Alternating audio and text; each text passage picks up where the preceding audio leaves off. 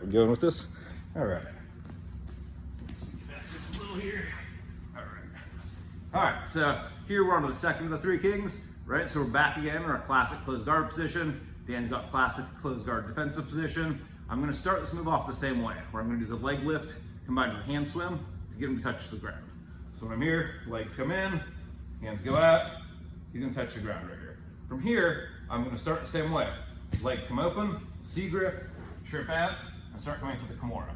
But as I go for the Kimura, Dan is gonna start either body blocking me or just getting his arms real tight around me, right? So from here now, it's gonna be almost impossible for me to get the Kimura. Because in order to get the Kimura, I don't just need the first C grip, I need the second C grip around his arm also, right? So he's basically taking care of that by getting his body close to me and getting his head low and tight. However, what he's gonna expose himself to here is a guillotine, because his head is off to the side of my body. If he had me flat, his head was in the middle of my body, it would be different. But since I took the angle to attack the Kimura, his head is off to the side. So from here, what I'm gonna do is I'm gonna go from my elbow to my hand right here. And now I'm sort of sitting on my right butt cheek here. What I'm gonna do is I'm gonna adjust myself so I'm flat on my butt. Once I'm flat on my butt here, this hand is gonna come thumb down across his back. I call it combing the guy's back. You can hit this without combing the guy's back, but this is best practice to feel exactly where you should be on your guillotine. So I'm gonna take this arm, I'm gonna come around the guy's back, and as I come around like this, as I comb the guy's back, I'm gonna be able to feel when I get past his shoulder and around his head. When I get there, I'm just gonna wrap his neck right where my arm naturally goes in there, right around his neck, right? Once I get around his neck, I'm gonna grab onto my hand, onto like the meat of my hand right here. So this hand's gonna go here, and I'm gonna squeeze it in like this, right, to make the connection. Once I make that connection, I'm gonna turn to my left butt cheek, to my left hip a little bit, and I'm gonna squeeze my body downwards. I'm not gonna extend my body up like I'm doing a deadlift. I'm gonna squeeze it down like I'm trying to do an oblique crunch onto his head to get rid of the space in order to cut the blood off to him and make the choke effective.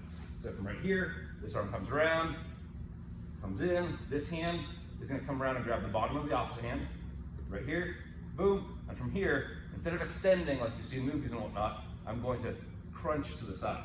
As I crunch to the side, I'm gonna fold my left hip and just reclose my guard, squeeze, got my tap right there, right? So let's just do one where I'm speaking less and doing the move more.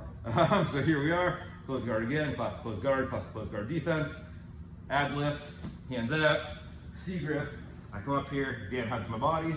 Since he's hugging my body, the Kimura's gone, up to my hand, flat on my butt, comb the back. As I comb the back here, move to my left butt cheek, this hand grips the opposite hand, I pull upwards and crunch my body downwards.